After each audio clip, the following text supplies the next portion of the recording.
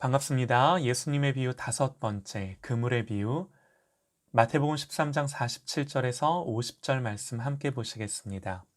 또 천국은 마치 바다에 치고 각종 물고기를 모는 그물과 같으니 그물에 가득함에 물가로 끌어내고 앉아서 좋은 것은 그릇에 담고 못된 것은 내어 버리느니라. 세상 끝에도 이러하리라. 천사들이 와서 의인 중에서 악인을 갈라내어 풀무불에 던져 넣으리니 거기서 울며 이를 갈미 있으리라. 아멘. 마태복음 13장은 천국, 하나님 나라에 대한 가르침입니다. 하나님 나라는 하나님의 통치를 뜻합니다.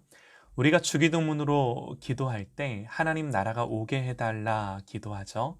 그래서 이 기도는 지금 여기에 하나님의 통치가 임하고 하나님의 질서가 임하고 하나님의 뜻이 이루어지기를 구하는 겁니다. 이것이 너무나 중요합니다. 성경의 궁극적인 지향점이 이 하나님의 나라, 하나님의 통치로 이 땅이 온전히 다스려지는 거죠. 예수님이 이 땅에 오신 이유도 하나님의 통치를 가져오신 거고, 주님이 다시 오시는 날 그 하나님의 통치가 완성되는 거죠. 오늘 우리의 인생에, 가정에, 또 일터에 어디든 이 하나님의 통치가 풀어져야 합니다. 그렇죠? 그래서 반드시 알아야 하는 게 어떻게 그 하나님의 통치가 이 땅 가운데 또 내 삶 가운데 풀어지는가, 그 영적인 원리들을 알아야 하는 거죠. 그 영적인 원리들을 설명하신 것이 이 비유의 말씀들입니다. 지난주 한 주간 함께 나눴던 비유들을 한번 떠올려 보시죠. 네 종류의 밭의 비유. 이것은 한마디로 하나님의 통치가 어떻게 우리에게 임하는가 하는 겁니다. 하나님의 나라가 어떻게 임하나요? 말씀이 들려져서 그 말씀이 좋은 마음밭에 심겨질 때.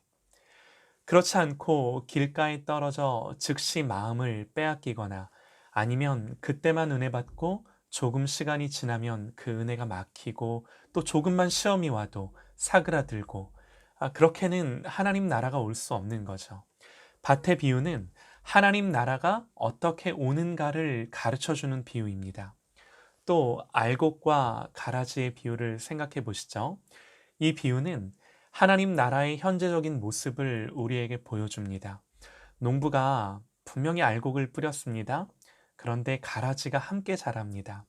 하나님 백성은 하나님 백성 아닌 자들과 함께 섞여 사는 거죠. 요점이 뭔가요? 하나님의 은혜도 역사하지만 사단의 시험과 방해도 함께 있는 거예요. 이것이 성도의 삶입니다. 그래서 우리는 끝까지 깨어 알곡으로 자라가고 추수를 기다리며 사는 거죠. 그러므로 우리에게 시험이 있고 또 넘어지게 하는 일들이 있음을 이상하게 여기지 마세요. 하나님 나라는 그 과정을 통해 추수 때까지 가는 겁니다. 이것을 한마디로 표현하면 하나님 나라는 아직 싸움 중입니다. 전쟁 중이에요. 그러나 이미 이긴 싸움입니다. 하지만 싸움은 싸움인 거죠. 이것이 이 땅에서 경험하는 하나님 나라입니다. 우리가 하나님의 자녀가 맞지만 여전히 고난도 있고 시험도 있고 아픔도 있고 그러나 반드시 승리하고 변화가 일어나는 겁니다. 그걸 가르쳐 주는 비유가 그 다음 비유 겨자씨와 누룩의 비유죠. 생각해 보세요. 이 겨자씨와 누룩의 비유가 가르쳐 주는 게 뭔가요? 하나님의 나라는 이런 싸움을 싸우며 또 고난을 겪으면서도 반드시 자라가고 부풀어 오른다는 거죠. 그것이 아무리 작고 적을지라도 반드시 자라고 변화시키는 능력이 있는 겁니다. 그러므로 낙심치 말고 하나님의 통치와 주권을 바라보며 어떤 상황 속에서도 하나님 예배하는 거죠. 그래서 이 하나님의 나라의 가치를 알기 때문에 간절히 사모하고 내가 가진 모든 소유를 팔아서라도 소유하는 거죠. 그걸 가르쳐 주는 비유가 보물과 진주의 비유. 하나님 나라의 가치가 보이는 겁니다. 야, 이게 하나님 나라구나 라는 거 깨달은 겁니다. 그러면 어떻게 해요? 적극적으로 소유하기를 결단하고 대가를 지불하는 겁니다. 내 모든 것을 버려서라도 추구해야 하는 내 인생의 단 한 가지 가장 귀한 가치, 그렇게 하나님의 통치와 주권이 풀어지는 것을 주님은 이 비유를 통해 말씀하시는 거죠.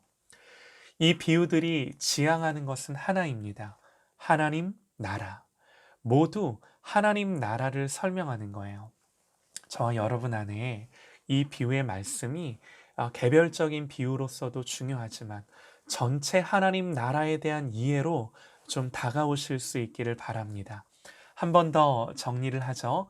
네 가지 밭의 비유, 하나님 나라가 어떻게 오는가, 알곡과 가라지의 비유, 아직 전쟁 중인 하나님의 나라, 겨자씨와 누룩의 비유, 그렇게 전쟁 중이지만 그러나 반드시 이 전쟁에서 승리하는 하나님의 나라, 보물과 진주의 비유, 그러므로 내 모든 것을 팔아서라도 반드시 사야 하는 하나님의 나라.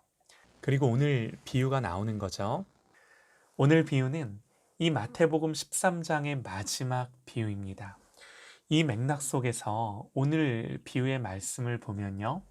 이렇게 만들어지는 하나님 나라가 어떻게 완성되는가를 보여줍니다. 말씀을 다시 한번 들어보시죠.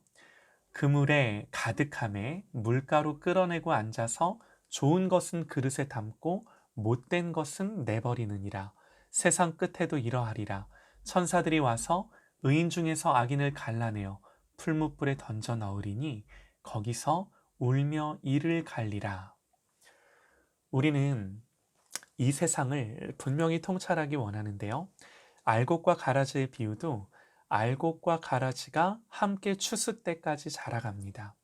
그물의 비유도 좋은 것과 나쁜 것이 함께 그물에 걸려서 물가까지는 가는 겁니다. 이것이 언제까지 허용되나요? 언제까지 어둠이 이 땅 가운데 허락이 되나요? 물가로 끌고 갈 때까지.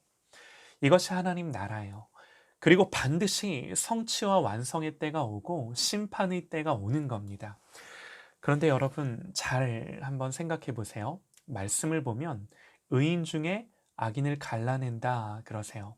그런데 이것이 심판의 때 결정되는 것이 아니라 이미 결정되어 있는 것을 주님이 심판 때에 집행하실 뿐입니다. 이게 무슨 말인가요? 가라지는 가라지예요. 나쁜 물고기는 나쁜 물고기입니다. 가라지가 알곡으로 바뀔 수 있나요? 나쁜 물고기가 좋은 물고기가 될 수 있나요? 여러분, 이게 심판 때 짜잔 하고 결정되는 게 아니라 지금 우리의 모습이고 주님 앞에서 내 신앙의 모습 그대로예요. 두려운 말씀이죠. 그러나 이 말씀을 하시는 이유가 뭐겠습니까? 그러니 지금 돌이켜라. 이 비유를 듣는 우리가 생각해야 하는 게 뭐예요? 제가 전도하다 보면요. 본인들 입으로 그래요. 아이, 때가 되면 교회 나가겠죠. 그때가 오리라는 걸 어떻게 아나요? 그건 자기 입으로 할 말이 아니죠. 때는 지금이에요. 여러분, 주님이 이 비유를 말씀하시는 이유가 뭐겠습니까? 귀 있는 자가 들으라는 거예요. 지금 듣고 돌이키라는 거죠. 지금 알곡이 되라는 거고, 지금 좋은 물고기가 되라는 거예요. 신앙생활을 열심히 하지 않았어도 모두가 알만한 성경 구절이죠. 창세기 1장 1절 그리고 요한복음 3장 16절. 우리가 요한복음 3장 16절 말씀을 너무나 좋아하는데 하나님이 세상을 이처럼 사랑하사 독생자를 주셨으니 이는 저를 믿는 자마다 멸망치 않고 영생을 얻게 하려 하심이라. 혹시 그 다음 구절도 아시나요? 제가 읽어드리겠습니다. 하나님이 그 아들을 세상에 보내신 것은 세상을 심판하려 하심이 아니요 저로 말미암아 세상이 구원을 받게 하려 하심이라.